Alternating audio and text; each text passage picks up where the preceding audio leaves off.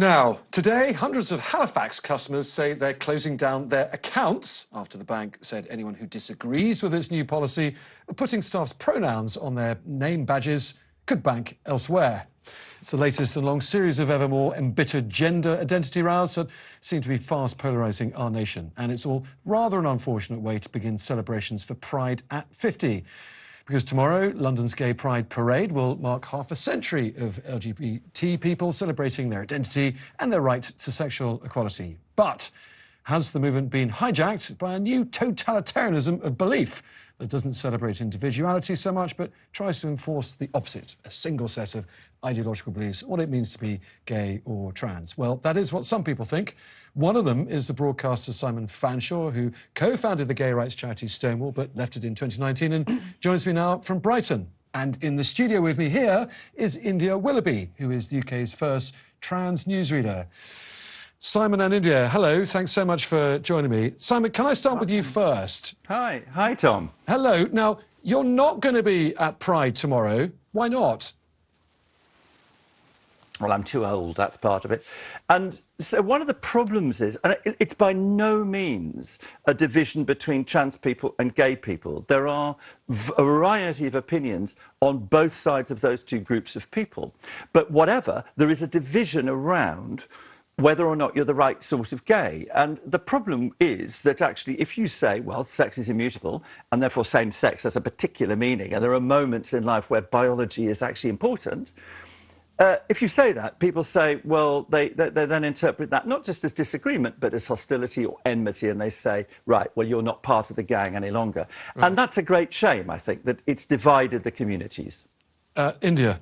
Simon is made to feel like he's the wrong sort of gay. What's your response? Yeah, well, I've just been listening to Simon there, and actually a lot of all that is literally made up. Nobody is saying that gay people or lesbians must go out and date trans people. If you look at the first line of the statement that's been cherry-picked and flogged to death over the last year or so, it actually says everyone should be free to date whoever they like. What trans people object to is being demonised and being treated as social lepers. Also, yourself, I forgive you, but it's not the gay pride tomorrow, it's the LGBT plus pride. It's for everybody. And, you know, you have this new group on the block of which Simon's involved with, the LGBT Alliance. I think only 7% of their membership are actually lesbians. OK, so Simon, your response to India? Well, it's difficult to know how to unpick the number of untruths there, really. It clearly happens on lesbian dating sites. If you take this idea of self-ID, in other words, you can simply say, I am a woman, I am a man. If you simply take that as given and that applies everywhere, then what you do have is you do have people on lesbian dating sites saying, suck my lesbian, and I can't say the word on television. No, please they don't. do say that I'm a lesbian and therefore you've got to accept me. Now, I am not saying, and I was very explicit about this, India, I am not saying that this is about all trans people. It's not. This is about a point of view. It's about an idea. It's about an approach to biology, sex, and gender. The human race is based on a biological binary. That's how we reproduce, and that is important to women in a number of very important ways, significant. And the third thing, then, is the question of policy around sports and spaces and shelters and those kind of things. And that's where it really, if you like, the tie hits the tarmac, is that we've got to have a proper discussion about this without, beg your pardon, you saying to me, imputing a whole set of hostile opinions about trans people, which I didn't express and I don't have, by the way. So I think what you should do is what do you want to do about those spaces? OK, look, you're not getting on this. I don't think we're going to fix it here and now. We've heard both views. I do want to get both of your views on this Halifax story. The pronouns matter. That is what Halifax have declared, and if you don't think they matter, then go bank elsewhere. India, is that the right attitude? Alex, go to that, but very quickly, I need to address those points. Can you do it really quickly? It's all very well, you know, Simon saying he'll treat me as a woman publicly, but the guy is actively campaigning to segregate me, to bring in a form of trans apartheid. All right. Completely different. Pronouns. On to pronouns. So we've got 150 people on Twitter. Who are they? No, Most of them are anonymous. Get away with, they're saying they're going to leave trans the bank. apartheid. Simon, Can I have my go, sorry, Simon? Just pronouns. You said you're going to treat me as a lady. I thought ladies go first. Well, that's just gone out the window. So the Halifax has 30 million customers. 150 on Twitter have said, we're going to chuck in our account and we're going to go elsewhere. Do you know what? I've got news for them.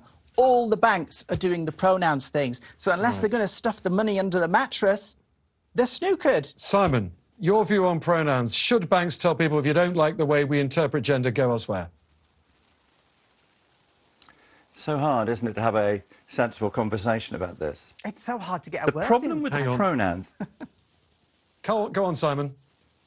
The problem with the pronoun thing is this, is that it's launched in businesses as a be kind, be inclusive.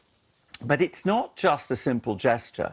It carries with it an underlying ideology that says you have a gender identity that is separate from your biological sex. Correct. And from that follow a whole series of difficult problems that we need to resolve. Biological sex matters in significant ways for women. So the problem with the pronoun question is not that it's a nice thing to do, it's that it's introduced as a nice thing to do, and therefore if you don't do it, you are seen as not nice. There are people, they ring me the whole time, there are people in businesses who are being ostracised and told that they are not the right sort of person, that they don't have the right sort of values, because they disagree with the implications of pronouns. OK, There is a discussion to be had here, India, and we need to have the discussion properly, sensibly and calmly. And do you know what, folks? We're out of time. We're going to continue the discussion. People to have a discussion. Yes, it will. There are 3 people in here, and I have to wrap it up. I'm really grateful for your time, folks. We'll come back and talk about this. We're out of time now. Simon Fanshawe, India Willoughby, thanks so much for joining me.